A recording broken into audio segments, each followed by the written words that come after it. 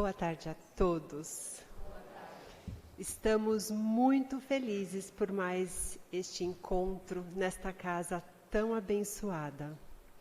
Peço a gentileza de vocês desligarem os celulares e prestarem atenção no recadinho que a casa tem para vocês.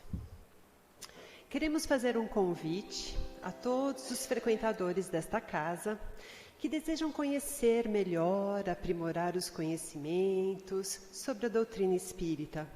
Convidamos vocês a participarem do curso com a frequência de uma vez por semana, que inicia-se pelo T2. O T2 acontece todas as quartas-feiras, às 14 horas no período da tarde e às 20 horas no período da noite, uma vez por semana. O início se dará no dia 5 de fevereiro. Quem tiver interessado, por gentileza, dirija-se aos nossos orientadores no atendimento fraterno, que eles darão todas as informações necessárias, inclusive a fichinha para que você entregue no dia da aula. Gente, vale muito a pena, é muito bom o curso e é graças a ele que nós estamos hoje aqui, voluntariando em nome de Jesus. E agora, convido a todos os amigos a fecharem os olhos, a serenar a mente, o coração, soltando todas as preocupações, as ansiedades, os medos. Elevando os nossos pensamentos, vamos sentir a espiritualidade amiga que desde muito cedo esteve preparando esta casa para os trabalhos de hoje. Neste momento, uma chuva de bênçãos recai sobre cada um de nós. São gotas cristalinas que curam, que harmonizam todos os nossos corpos físico, mental, emocional e espiritual. Essas gotas amorosas vêm diretamente das mãos do Criador. Neste momento, somos luz e gratidão. Gratidão aos nossos mentores, amigos queridos, que escolheram caminhar conosco nesta encarnação. Gratidão a Joana de Ângeles, Irmã Rosário e a todas as demais fraternidades que dão sustentação aos trabalhos desta casa.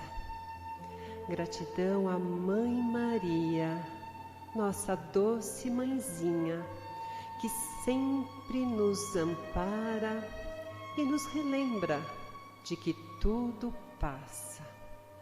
E junto de Maria, somos levados até Jesus, o nosso amado Mestre, a quem agradecemos por seu Evangelho de luz, pelos seus exemplos, pelas suas exemplificações.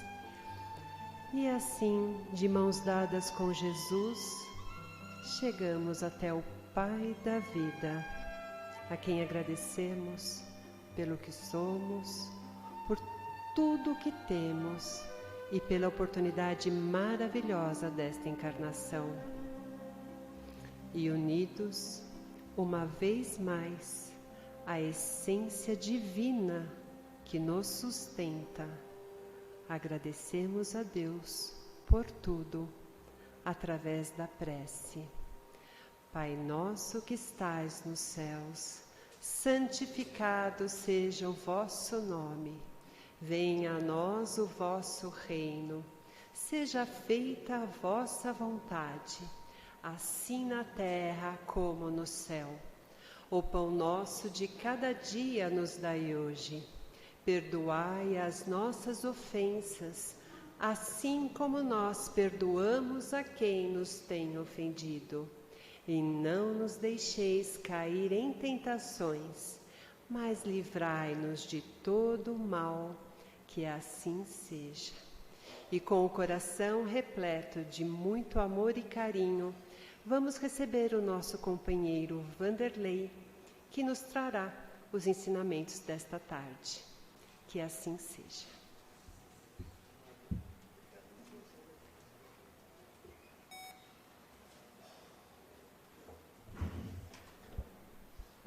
Boa tarde, queridas irmãs e irmãos em Cristo. Que seu amor nos envolva e que suas bênçãos se derramem sobre nós. Hoje deveria estar aqui para falar com vocês a Cecília Tonhato, nossa irmã querida, mas ela ontem fez uma cirurgia de emergência num descolamento de retina e tem que repousar. Então, como dizia o Zagalo para os seus torcedores, vocês vão ter que me engolir mais uma vez este mês aqui. E o nosso tema hoje é Jesus, nosso governador planetário. Vocês já ouviram falar, né, que Jesus está no leme desse planeta e que nada aqui pode dar errado, porque a confiança nele é plena, é total. Mas afinal de contas, como foi que Jesus chegou nesse posto tão elevado? Em primeiro lugar, vamos admitir que quem é o imperador de todo o universo, o dono, o Criador, que é o nosso Pai Celeste, é Ele quem escolhe. E, obviamente, Ele vai escolher as pessoas de sua inteira confiança, aquelas mais capazes. E quando a gente olha no nosso livro dos Espíritos, no livro número 2, no capítulo número 10, ele tem o seguinte nome: Ocupação e Missão dos Espíritos. E ali então, quando Kardec pergunta para a espiritualidade como é que isso acontece, a espiritualidade responde que Deus atribui missões a seus espíritos para que o ajudem a governar, a fazer tudo o que é necessário na evolução deste universo. E no nosso caso em particular, ele escolheu Jesus para ser o nosso governador. Mas ele fez barba e cabelo, vamos dizer assim, de uma maneira bem popular, porque já que Jesus ia ser o nosso governador, ele falou: olha, faz o seguinte, vai lá e também você dá um jeito de inventar este planeta. E por que inventar este planeta, criar este planeta? Porque se vocês tiverem a curiosidade de ler um livro muito bom, como são todos os livros psicografados pelo Chico Xavier, principalmente quase todos ditados pelo Emmanuel, há um livro chamado A Caminho da Luz. Este livro foi escrito há cerca de 82 a 83 anos atrás. E naquela oportunidade, então, ali há um capítulo, além de tantos outros que nos esclarecem muito sobre tudo que aconteceu, mas há um capítulo que fala sobre a criação de nosso planeta. E ali então diz que quando houve aquela grande explosão que originou o nosso universo há 15 bilhões de anos atrás, uma pequenina bola incandescente também se soltou desta explosão e estava destinada esta bolinha de fogo se transformar no planeta Terra. E vejam que isso demorou, porque o Big Bang, a grande explosão, aconteceu há 15 bilhões de anos atrás, e o nosso planeta só tem 4 bilhões, ele é bem novinho. E ali então diz o livro do Chico Xavier que Jesus, acompanhado de seus operários, não me pergunte quem são esses operários, porque eu não sei, né? Ele estava tomando todas as providências para que aquela bolinha de fogo, no momento que ela se resfriasse, ela adquirisse condições de receber a vida. E ali então Jesus começou a sua obra. Em primeiro lugar, os matemáticos, os cientistas já chegaram à conclusão de que o planeta Terra tem uma órbita perfeita em volta do Sol. Ele está à distância matematicamente exata em que possibilita aqui a existência de vida. Se nós estivéssemos com essa órbita da Terra um tiquinho mais próximo do Sol, nós morreríamos torrados. Se fosse um pouquinho mais longe, nós morreríamos gelados. Ou seja, ela está na posição certa para receber o calor na medida exata que propicia a existência de vida. E a vida, de início, é a parte vegetal, porque são os vegetais que, através da fotossíntese, dessa estrela em volta da qual a Terra gira, que é o Sol, fabrica o oxigênio, que é essencial para a nossa vida. E ali então, Jesus estava tomando todas essas providências, e vamos voltar um bocadinho atrás para saber, mas afinal de contas, uma figura tão importante como Jesus, de onde é que ele veio? Vamos falar um pouco a respeito de sua existência, que nem todos nós procuramos saber. Em primeiro lugar, é importante nós perguntarmos, afinal de contas, Jesus está junto de Deus desde quando? Pois é, quando Jesus se dirige aos seus apóstolos na última ceia, ele pede proteção aos apóstolos e pede graças ao Pai, e ele diz o seguinte: Pai, eu que estive contigo desde a criação do mundo. Ou seja, Jesus está presente com Deus desde a criação do mundo. Isso tanto é verdade que quando vocês leem o Antigo Testamento, lá no Gênesis, que fala a respeito da criação do mundo, no sexto dia em que houve a criação do homem, vocês escutam a seguinte frase proferida por Deus: façamos o homem à nossa imagem e semelhança. Vocês perceberam? Deus está falando no plural, façamos. Se ele está falando no plural, é porque ele estava se dirigindo a alguém. E quem era esse alguém? Era exatamente Jesus. E Jesus é uma figura muito especial em toda a história espiritual da humanidade, em primeiro lugar, porque é o único que é chamado no Evangelho, em diversas partes, por quase todos os autores, de Filho unigênito. O que é Filho unigênito? Uni quer dizer único. Filho unigênito quer dizer que Jesus é o único Filho de Deus. Mas espera lá, e afinal de contas, nós todos não somos filhos de Deus? Sim, nós somos criaturas de Deus. Porque vejam, lá diz a Bíblia que Deus criou o homem. Ele não diz que Deus gerou o homem. E com Jesus o que aconteceu? Se vocês tiverem a curiosidade de procurar no livro dos Salmos, o Salmo número 2, no versículo número 7, a seguinte frase que Deus fala sobre Jesus. Prestem atenção. Tu és o meu filho, hoje eu te gerei. Então vejam, Jesus foi gerado. E afinal de contas, qual é a diferença entre gerar e criar? Se eu crio um livro, se eu crio um quadro, crio uma escultura, é algo que eu faço fora de mim, é algo bem objetivo. Mas, quando eu me casei e o meu espermatozoide se juntou com o óvulo da minha esposa, nós geramos uma nova vida. E o que quer dizer isso? Que a vida gerada é algo muito mais importante do que a criada, porque a geração é algo que vem de dentro para fora, é algo que faz parte de nós, é sangue do nosso sangue, é carne da nossa carne. Daí a importância da geração.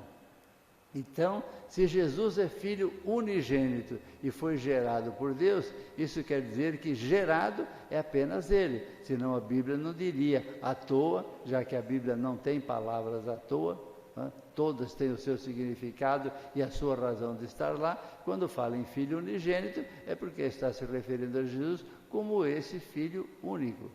E vejam que Jesus, em diversas oportunidades, vocês podem perceber nas suas pregações, ele diz assim: eu e o Pai somos apenas um. Ninguém vai ao Pai se não for através de mim. Será que ele estava querendo ser muito presunçoso assim, de dizer, olha só, eu e o Pai que estamos ali? Não. Na verdade, ele recebeu uma missão especialíssima de Deus. Quando Deus quis que a humanidade tomasse conhecimento da sua doutrina, dos seus ensinamentos, ele, em primeiro lugar, fez os 10 mandamentos, que entregou aquelas tábuas a Moisés, lá no Monte Sinai. Vocês estão lembrados dessa passagem? Mas parece que o povo não vai muito atrás de mensagem escrita, porque os 10 mandamentos, com o decurso dos séculos, dos milênios, acabou se transformando em letra morta, e principalmente pela prática dos judeus, porque ela havia, como Jesus acabou ensinando há 2000 anos atrás, ame ao próximo como a ti mesmo. E o que o judeuzinho safado fazia? Botava uma vírgula e colocava, mas odiarás o teu inimigo. Isso não fazia parte da lei de Deus. Então, foi necessário que Deus enviasse o seu Filho unigênito, não mais para fazer a comunicação de seus ensinamentos por escrito, mas pela palavra, dirigindo essa palavra diretamente de Deus, através de Jesus, aos nossos ouvidos. Então nós sabemos que o ensinamento auditivo é muito mais eficiente. E quando é que a gente fica sabendo que Jesus realmente veio cumprir essa missão? Nós sabemos lendo os evangelhos. Quando nós lemos o evangelho de João, vocês lembram, né? João era aquele discípulo que ele mesmo se autoproclamava imodestamente o discípulo que Jesus mais amava. E realmente ele está em todos os momentos da vida de Jesus. Vocês vão perceber que há certos momentos em que Jesus está abandonado por tudo e por todos, mas João está ali. No momento em que Jesus está morrendo na cruz, só tem duas pessoas ao seu lado. Um é a mãe, que mãe não falta nunca, não é verdade? E o outro quem é? O João. Porque os outros discípulos, com medo de serem presos e crucificados também, se mandaram. Então João realmente é o discípulo mais fiel, a gente pode dizer até que seria o mais amado, mas sabemos até que Jesus não faz essa distinção de amor para com ninguém. Mas vamos ver o que João fala a respeito de Jesus. É muito importante, porque se alguém que viveu tão estreitamente próximo de Jesus, se alguém que o amava tanto e vai sentar de repente num determinado momento para contar a vida de Jesus. E isso é que vocês vão encontrar no Evangelho segundo João. Então vejam, se qualquer um de nós tivéssemos convivido com Jesus e nós tivéssemos que contar a sua vida que nós passamos com Ele, o que vocês acham que nós escreveríamos na primeira linha, no primeiro capítulo, no primeiro versículo? Aquilo que nós julgássemos mais importante, não é verdade? E vejam o que João diz no primeiro capítulo e no primeiro versículo desse capítulo. Ele diz exatamente o seguinte: no princípio existia o Verbo estava com Deus e o Verbo era Deus. No versículo 14 ele diz: e o Verbo se fez carne e habitou entre nós. Mas afinal de contas, que tanto verbo é esse? O Verbo estava com Deus, o Verbo era Deus, o Verbo se fez carne. Gente, verbo é palavra. Então, ele quer dizer que a palavra de Deus tomou a forma de um ser humano, que foi Jesus, e Jesus representa a palavra do próprio Deus encarnada. E o Verbo se fez carne e habitou entre nós. Por isso é que quando Jesus fala em nome de Deus, ele realmente está dizendo tudo o que Deus lhe transmitiu para ser dito. Ele não está dizendo as suas palavras, ele é um emissário de Deus. Num ambiente espírita como esse que nós vivemos, nós poderíamos até dizer que Jesus seria o médium de Deus. Porque o que é um médium? O médium é aquele que capta a mensagem que vem do espaço de um espírito e a transmite às pessoas. Não é ele que está falando o que ele pensa, o que ele quer. É o espírito que está se usando dele como instrumento para transmitir as suas instruções. E assim também é com Jesus. Jesus veio até nós com a missão de transmitir através dele a palavra de Deus. Essa é a razão pela qual a gente começa a entender quando Jesus diz: eu e o Pai somos apenas um. Por quê? Porque se eu falo para vocês, vocês vão me conhecer, vão me entender, vão saber quem eu sou pela minha palavra. É a maneira de vocês travarem conhecimento comigo. E também, se Jesus é a palavra de Deus, é através dele que nós tomamos conhecimento do que é Deus, o que representa Deus e o que ele tem para exigir de nós. Por isso é que, num dado momento, ele também diz 3 frases importantes que a gente fica muito feliz quando as ouve, mas não tanto depois que a gente raciocina a respeito delas. Por exemplo, Jesus diz assim: batei e abrir-se-vos-á, buscai e achareis, pedi e obtereis. a gente fala, nossa, mas então que moleza, que coisa boa, né? Então assim, a gente bate e já vem, a gente pede e obtém, a gente busca e acha, nossa, que maravilha. Mas Jesus depois coloca um porém, desde que vocês sigam os meus ensinamentos. Ou seja, nós temos que seguir exatamente o que Jesus nos ensinou. E o que Ele nos ensinou, a par daquilo que o judeu colocou lá, né? Amarás ao próximo como a ti mesmo e odiarás o teu inimigo, Jesus já veio de cara esclarecendo tudo isso, dizendo para nós, amar os seus inimigos. Então vejam que já não ficou dúvida nenhuma, né? Os amigos são para serem amados. Se alguém quer te obrigar a andar 1000 passos, anda com ele 2000. Alguém quer levar a tua capa, dá-lhe também a tua túnica. Essa é a maneira de não oferecer resistência e demonstrar o seu amor ao próximo. Então, minha gente, são essas situações que Jesus realmente nos ensina. E aí, então, Ele nos prega a caridade. Façam aos outros exatamente aquilo que vocês gostariam que fizessem a vocês, se estivessem no lugar deles. E por que Jesus, quando faz a sua pregação aos seus apóstolos, ele conta esta passagem dizendo que o Senhor então diz assim, porque eu quero que vocês que estão aqui se coloquem à minha direita, porque vocês, quando eu tive fome, vocês me alimentaram, quando eu tive sede, vocês me deram de beber, quando eu estive doente, vocês cuidaram de mim, quando eu estive preso, vocês me visitaram. E aí depois diz assim, agora eu quero que os outros se coloquem à minha esquerda. Esse aqui ele chamou de carneiros e aquele chamou de cabritos. Eu não sei porque essa distinção, carneiro é o bonzinho e cabrito sempre leva a má fama, mas era uma maneira de se expressar na época, nós temos que respeitar. Então ele diz assim, ficarão aqui à minha esquerda aqueles que não me deram de beber quando eu tive sede, não me deram de comer quando eu tive fome, não me visitaram quando eu estava doente, não procuraram por mim quando eu estava preso. E aí então os apóstolos perguntaram, mas mestre, quando foi que nós fizemos ou deixamos de fazer todas estas coisas? Isto exatamente aconteceu quando vocês fizeram ou deixaram de fazer exatamente a todos os pequeninos que estão aqui à nossa volta. Porque todas as vezes que vocês fizeram ou deixaram de fazer alguma coisa ao menor de cada um deles, foi a mim que vocês deixaram de fazer o bem e foi a mim que vocês fizeram o mal. Então, gente, vejam que essa é uma demonstração do que nós devemos fazer com todos aqueles que estão à nossa volta. Essa é a razão pela qual Jesus nos deixou o seu mandamento maior, que é ame ao próximo como a ti mesmo.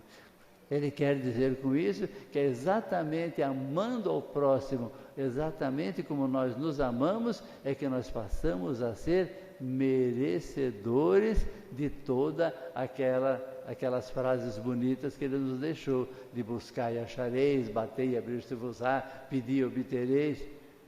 Desde que, o que é? Se chama merecimento. Todas estas coisas são frutos do que nós fazemos, da maneira como nós procedemos aqui. Por isso é que realmente Jesus sempre nos atenderá, desde que nós sigamos o seu caminho, desde que nós sigamos os seus passos. E vejam que Jesus nos apronta para esse caminho, quando Ele diz, há um capítulo inteirinho no nosso Evangelho, que se chama Sede Perfeitos. E isso é o resumo de uma frase de Jesus, que Ele diz, sede perfeitos como é perfeito o meu Pai que está nos céus. Obviamente, para nós alcançarmos essa perfeição, serão muitos milênios e milênios e milhares de encarnações, mas é o nosso objetivo. E como foi que Deus quis que nós realmente progredíssemos, nos aprimorássemos? Frequentando este planeta. Aqui é um planeta escola, no dizer da espiritualidade. Nós frequentamos aqui para melhorar a nossa situação, para progredirmos, para nos elevarmos espiritualmente. Então, sendo aqui um planeta escola, nós viemos aqui fazer um aprendizado. E exatamente como numa escola comum. Quando nós frequentamos uma escola, o que acontece se a gente toma pau, se a gente repete de ano, se a gente não vai bem? No ano que vem a gente vai lá, faz uma nova matrícula, não é mesmo? E temos a chance de recuperar o que nós perdemos. Aqui é quase isso, com uma leve, mas muitíssimo grande diferença. Sabem por quê? Porque na escola, no ano seguinte, nós temos a matrícula garantida. E aqui? Nós temos a próxima reencarnação garantida? Não temos, não. Sabem por quê? Porque a espiritualidade nos informa que na crosta terrestre existem cerca de 30 bilhões de espíritos na fila para reencarnar. Vocês sabem quantos nós somos aqui? Até o outro dia nós éramos 7 bilhões e meio. Ou seja, a quarta parte do tamanho da fila. Se todos nós fizéssemos um grande favor para essa turma, de morrermos amanhã cedinho, todos juntos, sequinhos e arreganhados, nós abriríamos apenas 1/4 dessas vagas. Os outros 3/4, sabe-se lá quando é que aconteceria. Para vocês terem uma ideia do tempo que demora para uma reencarnação, ou que pode demorar, nós sabemos que há reencarnações que são imediatas, mas isso são critérios da espiritualidade, são planos de Deus, nós não temos garantia nenhuma disso. Mas eu vou contar só um casinho de reencarnação que está no Evangelho, que nós conhecemos, que todo mundo sabe, que é exatamente quando Jesus disse assim: quem dizem por aí que eu sou? Aí então os apóstolos responderam: uns dizem que és Jeremias, outros dizem que és Isaías, outros dizem que és Elias. E na hora que pronunciaram o nome de Elias, Jesus pronunciou a seguinte frase: pois é, mas Elias já veio, eles não o reconheceram e fizeram dele o que quiseram. E vocês vão ler que o próprio Evangelho explica em seguida, e eles entenderam que Jesus estava se referindo a João Batista. Quem era João Batista? Era a reencarnação de Elias. E vocês sabem o que Jesus falou a respeito de João Batista num determinado momento? Olha como ele encheu a bola do Joãozinho. Ele falou assim: dos nascidos de mulher, nenhum é maior que João Batista. Caramba! Se nenhum é maior que João Batista, chegamos à seguinte conclusão: abaixo de Jesus está lá o João Batista, né? É o maioral.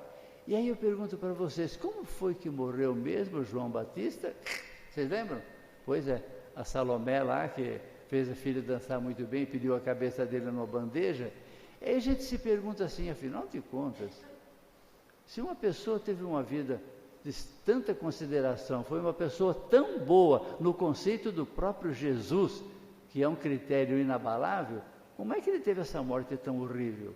Pois é, mas vocês ouviram falar, está lá no Evangelho, que João Batista era a reencarnação de Elias. E quem foi Elias? Agora é que nós vamos saber da história.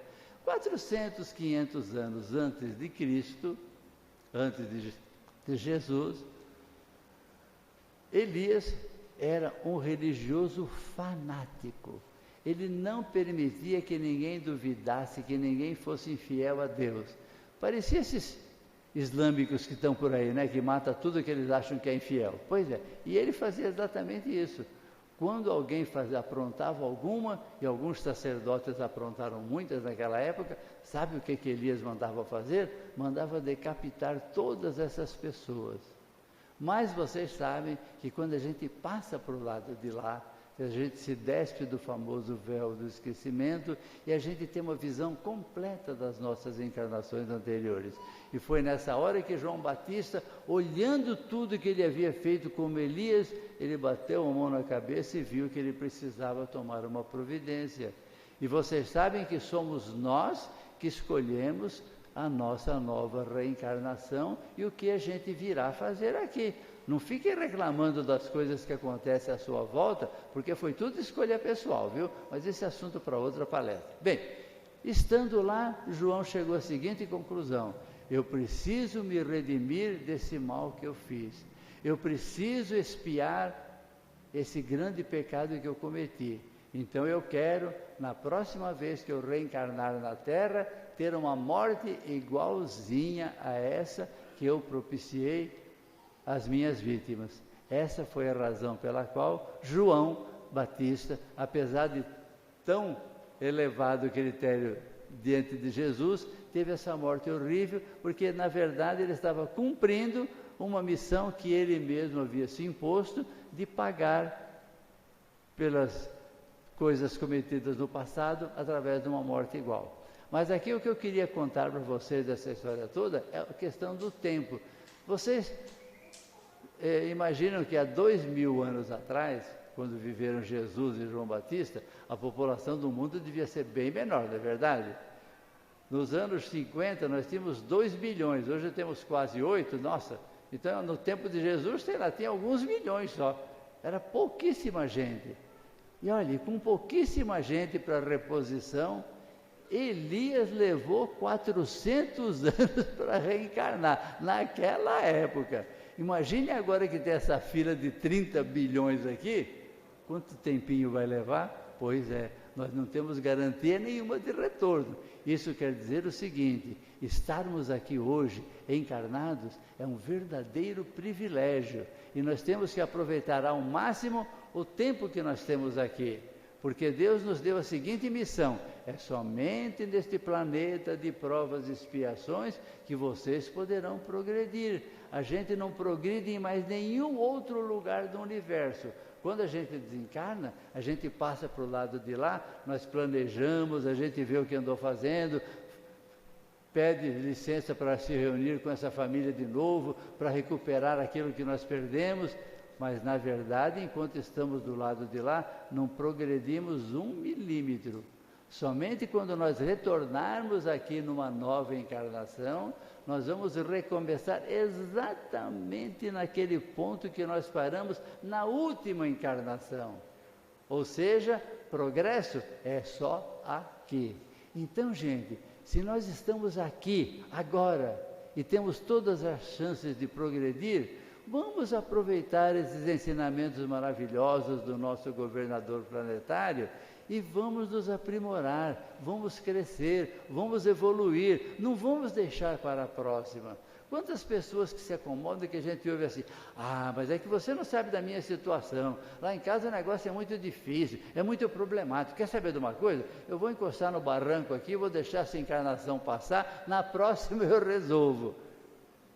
Triste ilusão, porque sabe-se lá quando será a próxima. E é um tempo perdido e nós já estamos aqui. Por isso, minha gente, por favor, aproveitemos e, como eu disse, aproveitemos e lembremos que tudo que está acontecendo à nossa volta, nós, assim como João planejou a sua reencarnação, nós também planejamos a nossa. Quando nós estivermos lá na penúltima encarnação e demos uma olhadinha no nosso passado, a gente viu o perdão que nós não demos, as pessoas com as quais nós nos entendemos, o progresso que nós deixamos de fazer, e a gente assume um compromisso no departamento de reencarnação de voltarmos aqui e fazer tudo bonitinho, tudo certinho, e vamos aproveitar para valer.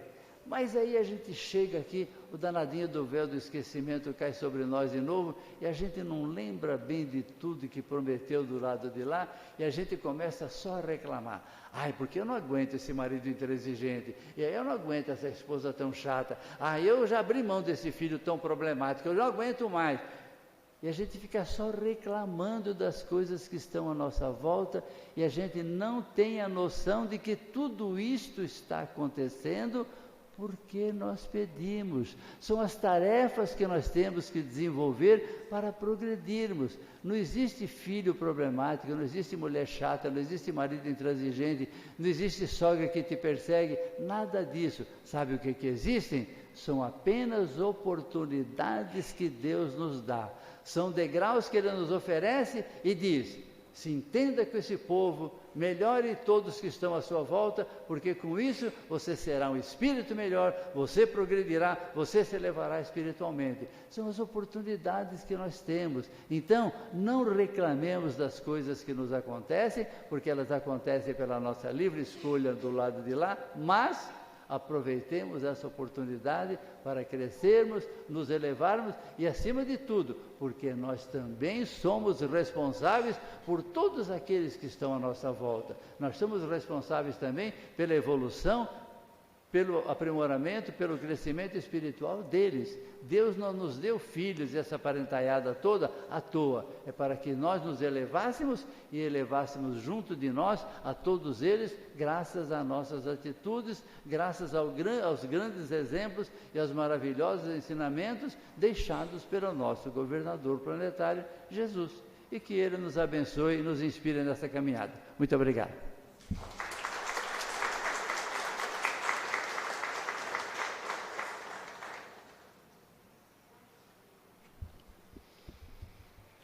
Muito obrigada, João Vanderlei. Preciosas palavras nesta tarde. É bom sempre a gente recordar disso. Convido a todos a fecharem os olhos e abrirem os corações.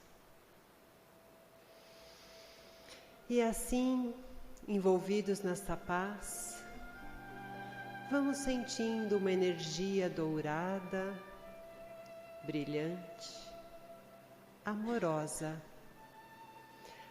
a envolver-nos. É Jesus que abraça a cada um de nós. Jesus restaura a nossa alma, cura as nossas feridas e nos traz a consciência, o potencial divino que habita em nosso coração. Mestre, muito obrigada por nos carregar nos braços da Tua misericórdia. Ajuda-nos, Senhor, a superar as nossas limitações, para que nós possamos ser o sal da terra e a luz do mundo. E assim, Mestre, de mãos dadas com você, que nós possamos emanar amor, emanar força, alegria, coragem, perdão e fé, e que essas energias salutares sejam recolhidas pela espiritualidade maior que aqui se encontra e seja levada a todos os nossos irmãos que estão em sofrimento do corpo e da alma. E assim, de coração aberto e com uma profunda gratidão, nós temos o compromisso de nos mantermos firmes neste caminho que se chama Jesus. Que assim seja. Graças a Deus. Boa semana a todos.